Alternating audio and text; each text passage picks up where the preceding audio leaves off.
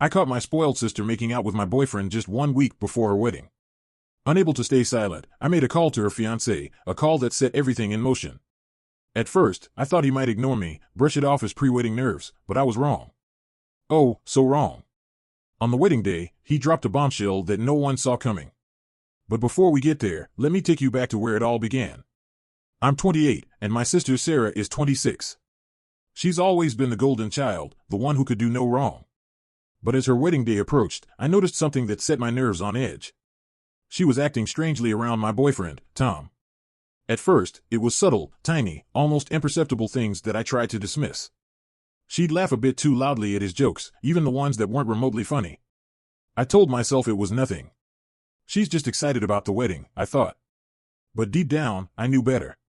Soon, her behavior escalated.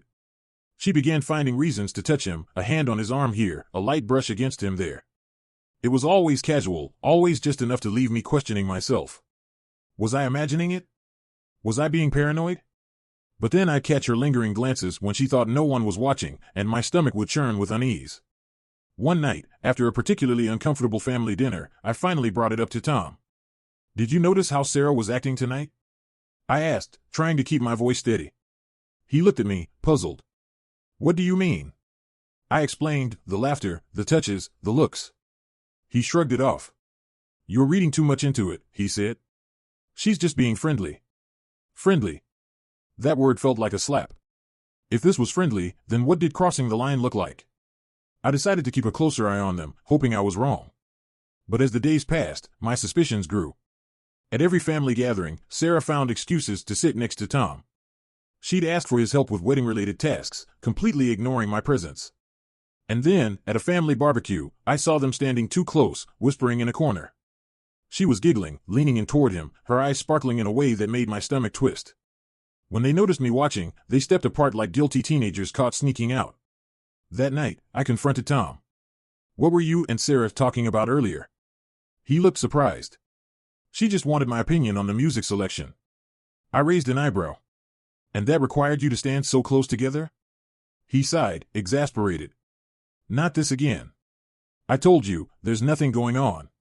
His words did little to soothe me.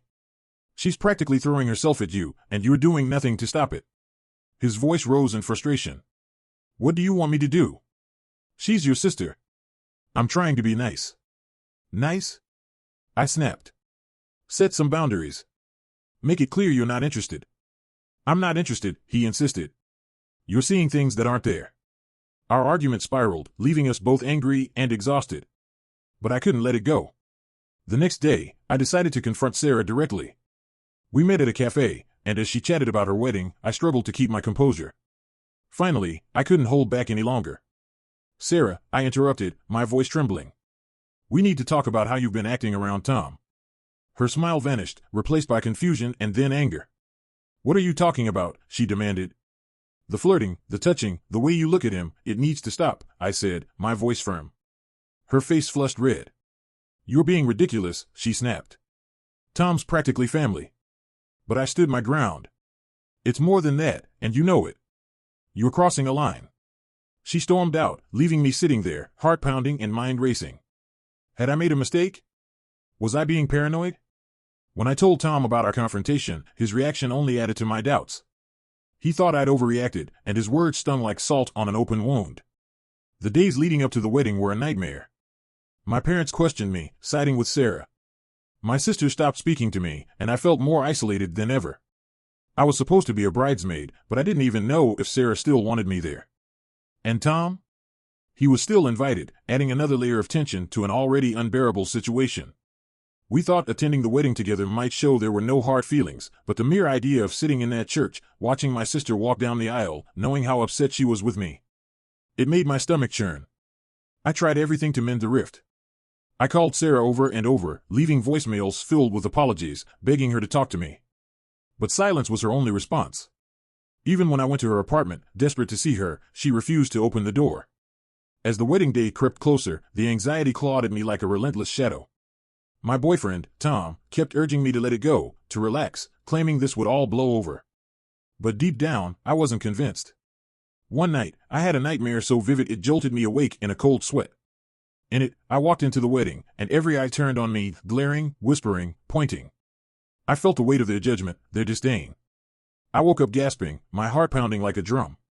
But the real nightmare wasn't far behind. Things escalated after my last confrontation with Sarah. She told our mom about my accusations, and the fallout was immediate and brutal. Mom called me, her voice a whirlwind of anger. "How could you?" she screamed. "How could you accuse your own sister of something so vile, and right before her wedding?" Her words hit me like daggers. I tried to explain my side, to plead my case, but she wouldn't hear a word of it. "Apologize to Sarah and fix this," she demanded. The tension in my family became unbearable. Sarah still refused to speak to me, and now my parents were furious too. Tom, ever the voice of calm, or so I thought, kept telling me I was overreacting. His dismissiveness only deepened my loneliness and frustration. Then, just a week before the wedding, I decided to try one last time to make peace. I drove to my parents' house, my heart heavy with dread but filled with a sliver of hope. As I approached the front door, muffled voices drifted from the garden. Curious, I followed the sound, stepping quietly toward the source. And then I saw it. The sight stopped me cold, Sarah and Tom, tangled together, oblivious to the world. Her legs wrapped around his waist, his hands under her shirt, their lips locked in a kiss so intimate it was unmistakable. My heart shattered in that instant, the air knocked from my lungs. For a moment, I stood frozen, unable to believe what I was seeing. Then the fury erupted, raw and uncontainable. "What the hell is this?" I screamed. They jumped apart, their faces mirrors of guilt and shock. Sarah's complexion turned ghostly pale, while Tom stumbled over his words. "It's not what it looks like," he stammered. But it was exactly what it looked like.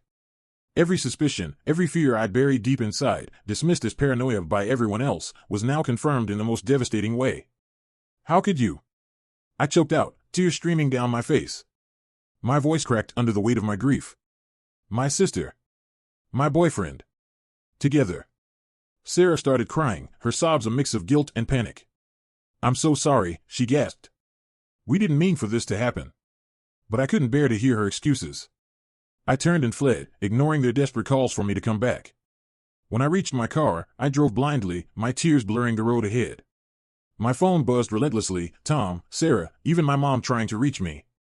I silenced it all. When I got home, I packed a bag in a daze, grabbed my essentials, and sent one final message to Tom: "We're done. Don't contact me again." Then I turned off my phone and left. I'm writing this from a hotel room, a small refuge in a nearby city. The wedding is in a few days, but there's no way I can be there now. My relationship is over. My bond with Sarah? Destroyed. And my family is teetering on the brink of collapse. Everyone made me feel crazy for suspecting something was wrong, but I was right all along. Now, all I feel is the crushing weight of betrayal. I don't know how to move forward, but I know I can't stay stuck here. If anyone has advice, I'd welcome it.